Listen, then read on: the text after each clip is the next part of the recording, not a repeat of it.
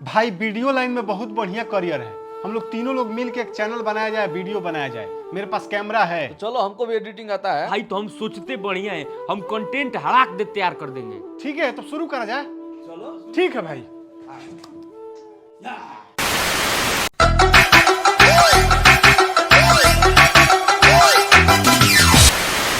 भाई हमारे चैनल पे 10 व्यू आ गया। अरे वाह, बहुत सुंदर भाई, बहुत सुंदर। ठीक है, अब व्यू तो आने लगा, शेयर का भी बात कर लिया जाए, किसका कितना पड़ेगा पैसा। शेयर का क्या बात करना है, कैमरा मेरा है तो मेरा ही ज्यादा होगा। ऐसा कैसे भाई? अरे हम एडिटिंग कर रहे हैं, हम डायरेक्शन कर रहे हैं, तो शेयर हमारा ज्यादा रहेगा ना। अच्छा, हम दिमागे नहीं देंगे तो कहाँ से आप लोग काम नहीं करेंगे? तो कैमरा के बिना कैसे काम होगा, हमारा ज्यादा शेयर है। अरे हम डायरेक्शन ही नहीं करेंगे तो भाई वीडियो बनेगा ना भाई, कैसे? पैसा ज्यादा हमको हम मिलना लेंगे चाहिए। पैसा। हम पैसा ज्यादा हमको मिलना चाहिए भाई, हमको बात मिलना चाहिए। तो ठीक है, तब काम नहीं होगा। मत हो, काम नहीं होगा तो ना तो